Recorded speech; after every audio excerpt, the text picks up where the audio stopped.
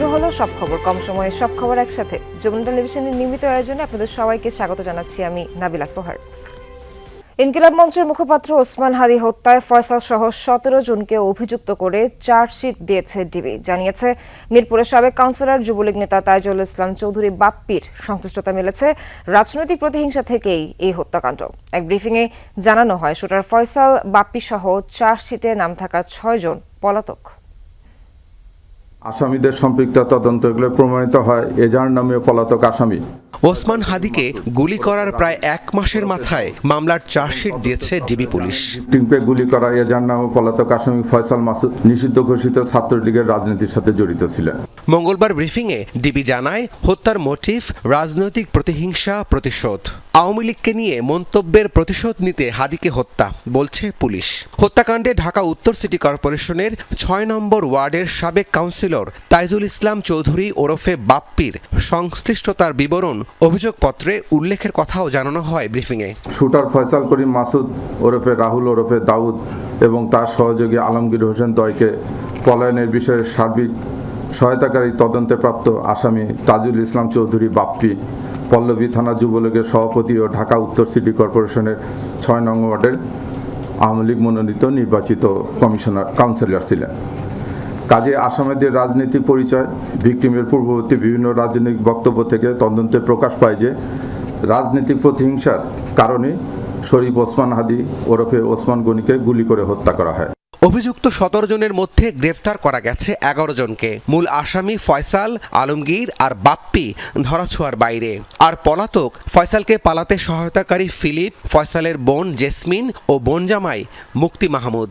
আর shooter ফয়সালের video বার্তাগুলো সঠিক বলে forensic পরীক্ষায় নিশ্চিত হয়েছে ডিবি। ব্যালিস্টিক রিপোর্ট পজিটিভ এসেছে। ওটা পজিটিভ এসেছে, যে সমস্ত ভিডিও ফুটেজ হয়েছে ওটা যে অরিজিনাল ছবি এটাও পজিটিভ এসেছে। এই রিপোর্টগুলো আমরা হাতে পাওয়ার পরে আমরা চার্জশিট টোটাল 17 জনের বিরুদ্ধে আমরা চার্জশিট দিয়েছি বলতে এই 17 জনকে জিজ্ঞাসাবাদ করে তাদের তথ্য প্রমাণ এটা তদন্ত করে আমরা যেটা পেয়েছি আমরা সেই অবস্থানে আছি। আদালতে জমা দেওয়া চার্জশিট আমলে নিয়ে বিচার শুরুর আদেশ দেবেন বিচারক। পুলিশ বলছে পলাতকদের গ্রেফতারের চেষ্টা চলমান থাকবে, একই সাথে চলবে বিচারিক প্রক্রিয়া। আদালতে গিয়েছে, বিচার কার্য শুরু হলে পরবর্তী কার্যক্রম অবশ্যই গ্রহণ করা হবে। রাব্বি সিদ্দিকী, যমুনা নিউজ, ঢাকা। বাংলাদেশের প্রথম 5D AI ইনভার্টার যুক্ত সর্বোচ্চ বিদ্যুৎ সাশ্রয়ী যমুনা এয়ার কন্ডিশনার। নির্বাচনে পক্ষপাতিত্ব হলে রাজপথে নামার হুঁশিয়ারি দিয়েছেন এনসিপির মুখপাত্র আসিফ মাহমুদ সজীব ভুঁইয়া। বলেছেন একটি বড় দলকে ভিভিআইপি প্রোটোকল দেওয়া লেভেল প্লেইং ফিল্ডের অন্তরায়। বিকেলে সিইসির সঙ্গে বৈঠক শেষে এসব কথা জানান এনসিপির মুখপাত্র। এদিকে মনোনয়নপত্র বাছাই রিটার্নিং কর্মকর্তার সিদ্ধান্তের বিরুদ্ধে আজ দ্বিতীয় দিনে আপিল করেছেন 164 জন। তথ্য উপাত্ত যাচাই করে ন্যায় বিচার নিশ্চিত করবে কমিশন আশা মনোনয়ন বাতিল হওয়া প্রার্থীদের। প্রধান নির্বাচন কমিশনারের সাথে বৈঠক করতে বিকেলে ইসিতে আসে এনসিপির একটি প্রতিনিধি দল। মুখপাত্র আসিফ মাহমুদ সজীব ভুঁইয়ার নেতৃত্বে আসা দলটির সাথে বৈঠক চলে ঘণ্টাব্যাপী। আলোচনা শেষে এনসিপি মুখপাত্র বলেন আপিল শুনানিতে ইসিকে নিরপেক্ষ থাকার আহ্বান জানানো হয়েছে। এ সময় একতরফা ও পাতানো নির্বাচনের চেষ্টা হলে প্রতিহতের ঘোষণা দেন তিনি। আবারও কোনো একটা আন্ডারস্ট্যান্ডিং এর মধ্য দিয়ে এবার জনগণকে আবার প্রতারিত করার মতো কোনো ধরনের লক্ষণ যদি আমরা দেখি, আমরা কিন্তু নির্বাচনের দিন পর্যন্ত বসে থাকবো না। আমরা প্রয়োজনে আবার রাজপথে নামবো, প্রয়োজনে আমরা আমাদের যেই সুষ্ঠু নির্বাচন, নিরপেক্ষ নির্বাচন এবং জনগণের রায় দেওয়ার যেই অধিকার সেটা ছিনিয়ে নিব। একটি দলের রাজনৈতিক কার্যালয়ে প্রশাসনের লোকদের বৈঠক গণতন্ত্রের জন্য অশনি সংকেত বলেও মন্তব্য করেন এনসিপির এই নেতা। সরকারি কর্মকর্তারা, বিভিন্ন গোয়েন্দা সংস্থার প্রধানগণ একটা পার্টি অফিসের দিকে তাদের কেবলা ঠিক করে ফেলেছেন। তারা সেখানে নিয়মিত যাচ্ছেন। নির্বাচন কমিশনকে আহ্বান জানাবো যে যারা সেখানে গিয়েছেন তারা স্পষ্টভাবেই তাদের সরকারি চাকরির যে বিধিমালা সেটা লঙ্ঘন করেছেন এবং একই সাথে বাংলাদেশের মানুষের আগামী নির্বাচনে জনরায় দেওয়ার এবং ভোটাধিকার প্রয়োগ করার যে একটা উৎসাহ ছিল সেই উৎসাহেও ভাটা পড়েছে। এরপর সিইসির সাথে সাক্ষাৎ শেষে ইসির বিরুদ্ধে পক্ষপাতিত্বের অভিযোগ করেন ইসলামী আন্দোলন বাংলাদেশের মুখপাত্র। আমাদের তো শঙ্কা আছে, কারণ আমরা যেমন প্রত্যাশা করেছিলাম লেভেল প্লেইং ফিল্ড, আমরা বলেছি প্রশাসনের মধ্যেও একদিকে হেলে গেছে, সেটাও আছে মাঠ প্রশাসনে। এদিকে দ্বিতীয় দিনের মতো মনোনয়নপত্র গ্রহণ ও বাতিলের বিরুদ্ধে ইসিতে আপিল আবেদন করেন সংক্ষুব্ধরা। নির্বাচনে আইন শৃঙ্খলা পরিস্থিতি নিয়ে উদ্বেগ সহ বিভিন্ন অভিযোগ জানান তারা। সবাই তো হচ্ছে ধরেন আমাকে নাও চিনতে পারে, আর যারা চেনে তাদের কাছে গিয়ে তো বলতে হবে, তো বলতে হওয়ার জন্য একা মানুষ তো হচ্ছে সব জায়গায় যাওয়া যায় না। 1% নামে যে একটা স্বতন্ত্র প্রার্থীদের জন্য একটা প্রহসন চলতেছে, এটা পসিবল না। রিটার্নিং কর্মকর্তার সিদ্ধান্তের বিরুদ্ধে আপিল কার্যক্রম চলবে 9 জানুয়ারি পর্যন্ত। তানফির মৌসুম, যমুনা নিউজ, ঢাকা। জুলাই অভ্যুত্থানে থানা থেকে খোয়া যাওয়া 15% অস্ত্র এবং 30% গুলি এখনও উদ্ধার না হওয়া নির্বাচন ঘিরে উদ্বেগের বড় কারণ। চট্টগ্রামে মন্তব্য করেছেন নির্বাচন কমিশনার আবুল ফজল মোহাম্মদ সানাউল্লাহ। সকালে চট্টগ্রাম সার্কিট হাউসে আইন শৃঙ্খলা বাহিনীর সাথে মতবিনিময় সভায় তিনি বলেন, নির্বাচনে রোহিঙ্গাদের ভোট দেয়া রোধ এবং অবৈধ অস্ত্রের ব্যবহার ঠেকাতে কমিশন তৎপর রয়েছে। যৌথ বাহিনী অপারেশনটাকে আরো গতিশীল করার জন্য নির্দেশনা দিয়েছি, যেটা আপনারা অতি শীঘ্রই দেখতে পারবেন, এই সপ্তাহ থেকে দেখতে পারবেন। বিশেষ করে 15 তারিখের পর থেকে এটা আরো বেড়ে যাবে এবং আমরা আশাবাদী যে সেখানে সন্ত্রাসীদের আইনের আওতায় আনার পাশাপাশি অবৈধ অস্ত্র উদ্ধারেও আরো গতিশীলতা আসবে। নির্বাচন সামনে রেখে বিভিন্ন দলের শীর্ষ নেতাদের নিরাপত্তা নিশ্চিতে সর্বোচ্চ জোর দেবে অন্তর্বর্তীকালীন সরকার। প্রয়োজনে সাপেক্ষে প্রার্থীদের গানম্যান দেওয়া হয়েছে বলে জানিয়েছেন প্রধান উপদেষ্টা প্রেস সচিব শফিকুল আলম। ফরেন সার্ভিস একাডেমিতে এক ব্রিফিংয়ে তিনি জানান, গণভোট নিয়ে প্রচারণায় ভোটের গাড়ির সংখ্যা বাড়ানো হচ্ছে। হ্যাঁ ভোটের মাধ্যমে বাংলাদেশ আগামী 100 বছরের নির্দেশনা পাবে বলেও মনে করেন শফিকুল আলম। নির্বাচন সামনে রেখে প্রস্তুতি ও আইন শৃঙ্খলা বিষয়ে মঙ্গলবার সন্ধ্যায় ফরেন সার্ভিস একাডেমিতে প্রেস উইংয়ের সংবাদ সম্মেলন। প্রথমবার পোস্টাল ব্যালট রেজিস্ট্রেশনে অভূতপূর্ব সাড়া পাবার কথা জানান প্রেস সচিব শফিকুল আলম। বলেন, দেশ ও প্রবাসে পোস্টাল ব্যালট ভোট দিতে তালিকাভুক্ত হয়েছেন 15 লাখের বেশি ভোটার। ইউরোপীয় ইউনিয়ন সহ অনেক দেশ পোস্টাল ব্যালট প্রক্রিয়া নিয়ে জানতে ইচ্ছুক বলেও জানান তিনি। 15,33,682 জন লিস্টেড হয়েছেন, তার মধ্যে দেশের ভিতরের থেকে হয়েছেন 7,61,140। এরা মূলত হচ্ছে যারা ভোটের ডিউটি করবেন এবং যারা তার স্ব স্থানে ভোট দিতে পারবেন না, তারা পোস্টাল ব্যালটের জন্য তারা নিবন্ধিত হয়েছেন। আর বাকিটা যারা, যেটা আমাদের ডায়াসপোরা ভাই বোন, এদের সংখ্যা 7,72,542 জন। প্রথমবার এটা করার পরে এটা একটা অভূতপূর্ব সাড়া। গণভোট নিয়ে প্রচারণায় এরই মধ্যে মাঠে থাকা 10টি গাড়িবহর বাড়িয়ে 30টি করার কথা জানান শফিকুল আলম। বলেন, 9 জানুয়ারি থেকে 31 জানুয়ারি পর্যন্ত দেশের 495টি উপজেলায় যাবে ভোটের গাড়ি। গণভোটে হ্যাঁ ভোটের মাধ্যমে বাংলাদেশ আগামী 100 বছরের নির্দেশনা পাবে বলেও মন্তব্য করেন তিনি। প্রতিটা মানুষই গণভোটের মেসেজটা পাবেন। এটা কেন হা ভোটটা কেন ইম্পর্টেন্ট, কেন আমরা এটা দিলে কি জুলাই সনদটা কেন, এর মাধ্যমে এই গণভোটের মাধ্যমে 100 বছরের বাংলাদেশের দিক নির্দেশনা থাকবে, বাংলাদেশের পলিটিক্যাল লিড। ভোটের আগে আইন শৃঙ্খলা পরিস্থিতি নিয়ে প্রেস সচিব বলেন, 3টি বৃহৎ জনসমাগম সফলভাবে আয়োজনের পর আইন শৃঙ্খলা বাহিনীর আত্মবিশ্বাস বেড়েছে। রাজনৈতিক দলগুলোর সাথে নিরাপত্তা সংস্থাগুলোর আলাপের মাধ্যমে প্রার্থীদের দেয়া হচ্ছে গানম্যানও। দলীয় প্রধানদের নিরাপত্তায় অন্তর্বর্তী সরকার সর্বোচ্চ মনোযোগ দেবে বলে আশ্বস্ত করেন তিনি। অনেককেই গানম্যান দেওয়া হয়েছে, আপনি পুরো লিস্টটা পুলিশের কাছে পাবেন, পলিটিক্যাল পার্টিগুলোর কাছে পাবেন। অনেকে এই বিষয়ে বলতেও চান না, সেই জন্য আমরা বলছিও না। বাট সিকিউরিটি, তাদের পলিটিক্যাল পার্টি লিডারদের সিকিউরিটি অবশ্যই আমাদের একটা টপ প্রায়োরিটি, সেটা নিয়ে পুলিশ কাজ করছে। মঙ্গলবার গণভোট নিয়ে জানাতে ধর্ম মন্ত্রণালয় ও ইমামদের সাথে প্রধান উপদেষ্টার বৈঠক হয়েছে জানান প্রেস সচিব। সারা দেশে 4 লাখ মসজিদের ইমাম ও অন্যান্য ধর্মগুরুদের গণভোট ও জুলাই সনদের বিষয়ে উদ্বুদ্ধ করার কথা জানানো হয়। নির্বাচন নিয়ে বিভিন্ন মাধ্যমে বিভ্রান্তি ছড়ানো ব্যক্তিরা নজরদারিতে আছে বলেও জানান প্রেস সচিব। তারা কেন কনফিউশন ছড়াচ্ছেন, নির্বাচনের 37 দিন বাকি আছে, আমরা মনে করি আমরা খুবই ভালোভাবে প্রিপেয়ার্ড আছি। তানজিম শাফিন, যমুনা নিউজ, ঢাকা। বিএনপির ভারপ্রাপ্ত চেয়ারম্যান তারেক রহমানের সাথে সাক্ষাৎ করেছে ইউরোপীয় ইউনিয়নের প্রতিনিধি দল, যেখানে আসন্ন নির্বাচন, বিদেশি পর্যবেক্ষকদের নিরাপত্তা সহ দ্বিপাক্ষিক সহযোগিতা সহ নানা বিষয়ে আলোচনা হয়। নির্বাচনে ইইউ বিপুল সংখ্যক পর্যবেক্ষক পাঠানোর সিদ্ধান্তও নিয়েছে বলে জানানো হয়। এর আগে ভোটের কর্মকৌশল নিয়ে ঢাকা 17 আসনের বিএনপি নির্বাচন পরিচালনা কমিটির সদস্যদের সাথে মতবিনিময় করেন তারেক রহমান। বিএনপির ভারপ্রাপ্ত চেয়ারম্যান তারেক রহমানের সাথে সাক্ষাৎ করতে গুলশান কার্যালয়ে প্রথমবারের মতো বিদেশি কোনো প্রতিনিধি দল। ঢাকায় নিযুক্ত ইউরোপীয় ইউনিয়নের রাষ্ট্রদূত মাইকেল মিলারের নেতৃত্বে বিএনপির শীর্ষ নেতার সাথে বৈঠক করতে আসেন ইইএএস দপ্তরের 3 সদস্য। প্রায় ঘণ্টাব্যাপী চলে এই বৈঠক, যেখানে আলোচনা হয় নির্বাচনের পরিবেশ, বিএনপির ভূমিকা, নির্বাচন পরবর্তী দেশের উন্নয়ন নিয়ে। বিগত কয়েকটা নির্বাচনে ইউরোপিয়ান ইউনিয়ন কোনো পর্যবেক্ষক পাঠায় নাই। এই নির্বাচনটা অবাধ, সুষ্ঠু হবে, শান্তিপূর্ণ হবে এবং জনগণের আকাঙ্ক্ষা এখানে প্রকাশিত হবে, এটা ধারণা করেই ইউরোপিয়ান ইউনিয়ন এবার একটা বড় নির্বাচনী পর্যবেক্ষক দল পাঠাচ্ছে। কাজেই আমরা মনে করি যে এর মাধ্যমে ইউরোপিয়ান ইউনিয়নের সমর্থনই ব্যক্ত হয়েছে। আচরণবিধি লঙ্ঘনের আশঙ্কায় ঢাকা 17 আসনের বিএনপির নির্বাচনী কার্যালয় উদ্বোধন স্থগিত করেন তারেক রহমান। তবে চেয়ারপারসনের কার্যালয়ে ঢাকা 17 আসনের বিএনপির নির্বাচন পরিচালনা কমিটির সদস্যদের সাথে মত বিনিময় করেন তিনি। আমরা সাংগঠনিকভাবে নিজেদেরকে শক্তিশালী করে আগামী দিনের যে কোনো চ্যালেঞ্জকে মোকাবেলা করার জন্যই আমাদের সংগঠন ভিত্তিক আলোচনা হচ্ছে।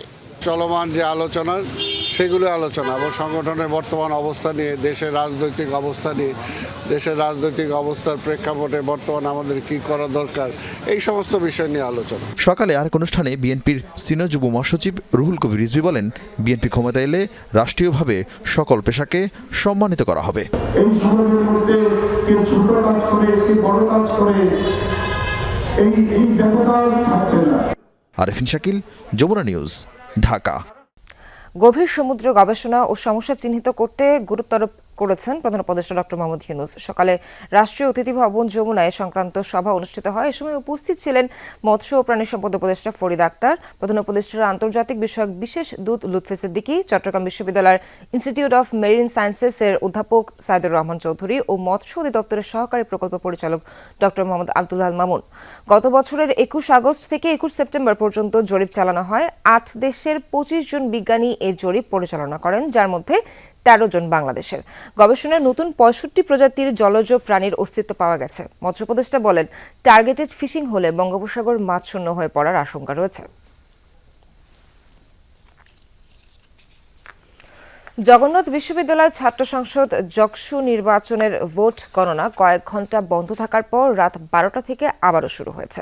প্রথমে যে কোনো একটি কেন্দ্রের ভোট ম্যানুয়ালি ও ডিজিটাল দুভাবেই গণনা করা হবে। এরপর যে মেশিনে গণনার কাছাকাছি ফলাফল আসবে সেই মেশিনেই পরবর্তী গণনা কার্যক্রম পরিচালনা করা হবে। ভিপি ও জিএস প্রার্থীদের সাথে নির্বাচন কমিশন ও ভিসির বৈঠক শেষে এই সিদ্ধান্ত হয়। এর আগে মঙ্গলবার সকাল 9টা থেকে শুরু হয়ে জকসু নির্বাচনের ভোট গ্রহণ চলে বিকাল 4টা পর্যন্ত। এরপর মোট 39 কেন্দ্রে ব্যালট নেওয়া হয় কেন্দ্রীয় অডিটোরিয়ামে। ভোট গ্রহণ শেষে ভোট গণনার প্রস্তুতি নিতেই চলে যায় 2.5 ঘণ্টা। এরপর সন্ধ্যা 6:30টার দিকে গণনা শুরুর ঘোষণা দেওয়া হলেও নিয়ন্ত্রণ কক্ষের অব্যবস্থাপনায় বন্ধ রাখা হয় গণনার কাজ।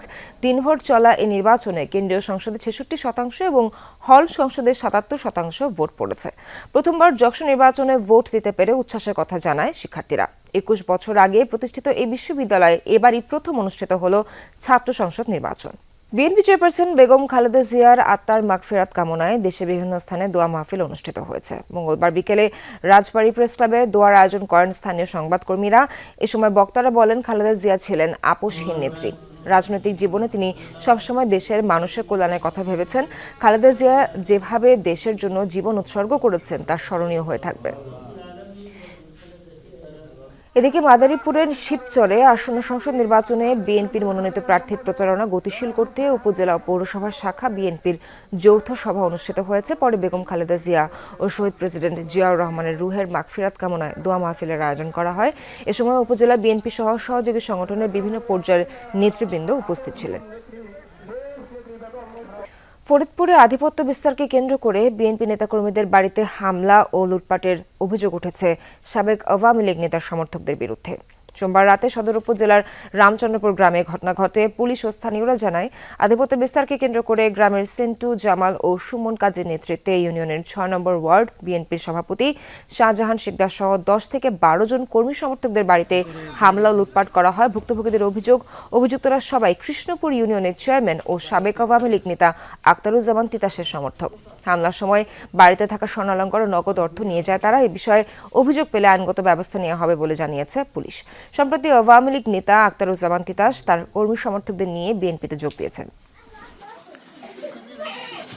স্যাটেলাইট ভিত্তিক সেবার পরিধি আরও বিস্তৃত করার পরামর্শ দিয়েছেন প্রধান উপদেষ্টা ডাক ও টেলিযোগাযোগ বিষয়ক বিশেষ সহকারী ফয়েজ আহমেদ তৈয়ব। সন্ধ্যায় রাজধানীতে বাংলাদেশ স্যাটেলাইট বিজনেস শীর্ষক আলোচনা সভায় তিনি এই আহ্বান জানান। বলেন, সরকারের বিভিন্ন মন্ত্রণালয় এবং বেসরকারি প্রতিষ্ঠানের জন্য উপযোগী সেবা তৈরি করতে হবে বাংলাদেশ স্যাটেলাইট কোম্পানিকে। মন্ত্রণালয়গুলো যেন বাংলাদেশ স্যাটেলাইটকে কাজে লাগিয়ে তাদের কাজ আরও সাশ্রয়ী করতে পারে। দেশের সমুদ্র সম্পদ এবং বনজ সম্পদ রক্ষা এবং নজরদারিতে বাংলাদেশ স্যাটেলাইটকে আরও বেশি কাজে লাগানোর পরামর্শ দেন তিনি। বলেন, গভীর সমুদ্রে জেলেদের নিরাপত্তার জন্য সাশ্রয়ী মূল্যে স্যাটেলাইট ভিত্তিক যোগাযোগ সুবিধা গড়ে তুলতে হবে। যে স্যাটেলাইটটা আছে, এই স্যাটেলাইটের মেয়াদ আর কয়েক বছর আছে, 2035 পর্যন্ত, আনুমানিক 9 থেকে 10 বছর আছে। কিন্তু এটা মিন করে না যে এই 10 বছর পরে আমার এই কোম্পানি শাটডাউন করে দিতে হবে। অর্থাৎ স্পেসে স্যাটেলাইট ভিত্তিক যে সেবা, সেই সেবার বাইরেও আমরা চাইলে আমাদের প্রত্যেকটা মন্ত্রণালয়ের জন্য ইউজ কেস ডিফাইন করতে পারি। মেহেরপুরে নিখোঁজের 7 দিন পর এক গৃহবধূর মরদেহ উদ্ধার করেছে পুলিশ। মঙ্গলবার সন্ধ্যায় শহরের কাশ্যপপাড়ায় বাড়ির পাশের একটি পরিত্যক্ত জমি থেকে উদ্ধার হয় টগরী খাতুনের মরদেহ। পুলিশ জানায়, দুর্গন্ধ পেয়ে এগিয়ে গেলে টগরীর মরদেহ পড়ে থাকতে দেখেন স্থানীয়রা। খবর পেয়ে ঘটনাস্থল থেকে মরদেহটি উদ্ধার করে পুলিশ। পরে নিহতের স্বামী সেন্টু মিয়া তার স্ত্রীর লাশ শনাক্ত করেন। গত 31 ডিসেম্বর সন্ধ্যায় একটি ফোন কল পেয়ে বাড়ি থেকে বের হন টগরী খাতুন। এরপর থেকে নিখোঁজ ছিলেন তিনি। পরে ঘটনায় থানায় জিডি করে পরিবারের সদস্যরা। ঘটনার রহস্য উদ্ঘাটনে একাধিক টিম কাজ করছে বলে জানিয়েছে পুলিশ। নারায়ণগঞ্জ নগরীতে অভিযান চালিয়ে বেশ কিছু দেশীয় অস্ত্র উদ্ধার করেছে পুলিশ। গ্রেফতার করা হয়েছে এক মাদক ব্যবসায়ীকেও। মঙ্গলবার বিকেলে গলাচিপা চেয়ারম্যান বাড়ি এলাকার একটি দোতলা ভবনে অভিযান চালায় ফতুল্লা মডেল থানা পুলিশের একটি দল। জেলা পুলিশের অতিরিক্ত পুলিশ সুপার তারেক আল মিহিদি বলেন, গ্রেপ্তারকৃত মনির হোসেন ওরফে ফাইটার মনির মাস্তার এলাকায় সাইদুর রহমানের ছেলে। তার ঘর থেকে একটি কম্পিউটারের সিপিইউ, 2টি মনিটর ও মাদকদ্রব্য জব্দ করা হয়। অভিযানে 2টি স্টিলের বড় ছুরি, একটি রামদা, 3টি দা সহ বেশ কিছু ধারালো অস্ত্র জব্দ করা হয়েছে। অতিরিক্ত পুলিশ সুপার তারেক আল মেহেদি আরও বলেন, মনিরের বিরুদ্ধে অস্ত্র ও মাদক আইনে ফতুল্লা মডেল থানায় মামলা দায়ের করা হয়েছে।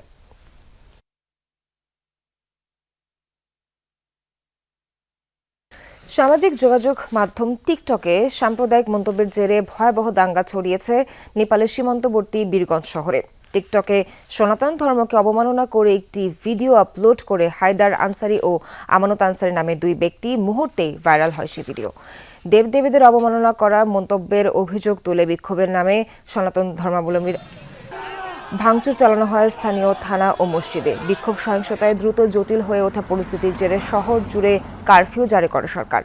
এমন অবস্থায় নিরাপত্তা জোরদারের পাশাপাশি নেপালের সাথে পুরোপুরি সীমান্ত বন্ধের ঘোষণা দিয়েছে ভারত। সাম্প্রদায়িক দাঙ্গা উস্কে দেওয়ার অভিযোগে ওই 2 ব্যক্তিকে আটক করেছে পুলিশ। ত্রয়োদশ জাতীয় সংসদ নির্বাচন সামনে রেখে সীমান্ত এলাকায় নিরাপত্তা কার্যক্রম জোরদার করা হয়েছে বলে জানিয়েছে ব্রাহ্মণবাড়িয়া বিজিবি। মঙ্গলবার দুপুরে বিজয়নগরে কবি সানাউল হক কলেজ মাঠে বিজিবির উদ্যোগে শীতবস্ত্র বিতরণের সময় তথ্য জানানো হয়। সময় বিজিবি 25 ব্যাটালিয়নের commander lieutenant colonel Jabbar Ahmed বলেন, নির্বাচনকে সামনে রেখে সীমান্ত এলাকায় অস্ত্র চোরাচালান ও অবৈধ অনুপ্রবেশের চেষ্টা রুখে দিতে বিজিবি সতর্ক রয়েছে। সীমান্ত এলাকার বাসিন্দাদেরও এই কার্যক্রমে স্বেচ্ছা প্রণোদিত হয়ে এগিয়ে আসার আহ্বান জানান বিজিবি কমান্ডার। আপনারাও শর্ট টাইমের মধ্যে অভিনন্দন। ত্রয়োদশ জাতীয় সংসদ নির্বাচন যেন কোনোভাবেই কোনো প্রকার সমস্যার সম্মুখীন না হয়, সেক্ষেত্রে আমরা আমাদের টহল কার্যক্রম জোরদার করেছি এবং আমরা সীমান্তে সচেতন অবস্থায় রয়েছি। রাজধানীর দোহারে শীতার্ত মানুষের মাঝে কম্বল বিতরণ ও আলোচনা সভার আয়োজন করেছে আহলে বাইত ফাউন্ডেশন এবং ভালোবাসার মঞ্চ। অনুষ্ঠানে দোহারে শীতার্ত মানুষের মাঝে শীতবস্ত্র তুলে দেন আমন্ত্রিত অতিথিরা।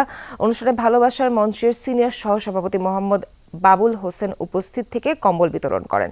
বক্তারা বলেন, শীতের তীব্রতা বাড়ায় অসহায় মানুষের কষ্ট লাঘবে তাদের এই ক্ষুদ্র প্রয়াস ভবিষ্যতেও অব্যাহত থাকবে। সাধারণ মানুষের কল্যাণে এমন মানবিক উদ্যোগকে সাধুবাদ জানান স্থানীয়রা। কক্সবাজারে হামদর্দ ল্যাবরেটরিজ বাংলাদেশের বার্ষিক বিজনেস কনফারেন্স উপলক্ষে বর্ণাঢ্য র্যালি ও সমুদ্র সৈকত পরিচ্ছন্নতা অভিযান অনুষ্ঠিত হয়েছে। মঙ্গলবার বিকেলে শহরের হোটেল সি প্যালেস প্রাঙ্গণ থেকে শুরু হয়ে সমুদ্র সৈকতে লাবণী পয়েন্ট গিয়ে শেষ হয় র্যালিটি। প্রধান অতিথি ছিলেন প্রতিষ্ঠানটির চিফ মোতাওয়াল্লি এবং হামদর্দ বিশ্ববিদ্যালয়ের প্রতিষ্ঠাতা ডক্টর হাকিম মোহাম্মদ ইউসুফ হারুন ভূঁইয়া তিনি বলেন, দেশের প্রতিটি ঘরে মানসম্মত স্বাস্থ্য ও চিকিৎসা সেবা পৌঁছে দিতে কাজ করছে হামদর্দ। সেবামূলক এই অগ্রযাত্রা ভবিষ্যতে অব্যাহত থাকবে বলে জানান তিনি। এ সময় প্রতিষ্ঠানের বিভিন্ন পর্যায়ের ঊর্ধ্বতন কর্মকর্তা এবং বার্ষিক কনফারেন্সে আগত প্রতিনিধিরা উপস্থিত ছিলেন। স্ক্রিনিংটা এবং স্ক্রিনিংটা আপনারা জানেন যে এখানে আসলে কক্সবাজার যারা আসে আমরা সবাই স্বাস্থ্য সচেতন। আমাদের লক্ষ্য সবাইকে আসলে জানান দেওয়া যে আমরা ময়লা করবো না, আমরা নিজেরা পরিষ্কার থাকবো, আশেপাশে পরিবেশ পরিষ্কার করবো। চট্টগ্রামে মুক্তিযোদ্ধাদের সম্মাননা স্মারক প্রদান করেছে লায়ন্স ক্লাব অফ পারিজাত। নগরীর আগ্রাবাদে 30তম চার্টার অ্যানিভার্সারি উপলক্ষে মুক্তিযোদ্ধা ও সাবেক প্রেসিডেন্টদের সম্মাননা প্রদান করা হয়। এছাড়া কেক কাটা এবং নতুন সদস্যদের শপথ পাঠ করানো হয়। পরে সাংস্কৃতিক অনুষ্ঠানের আয়োজন করা হয়। এ সময় ক্লাব সভাপতি আব্দুর রহমান খোকন সহ অনেকে উপস্থিত ছিলেন। দর্শক, এই ছিল আজকের সব খবরের আয়োজনে। সঙ্গে থাকার জন্য সবাইকে ধন্যবাদ।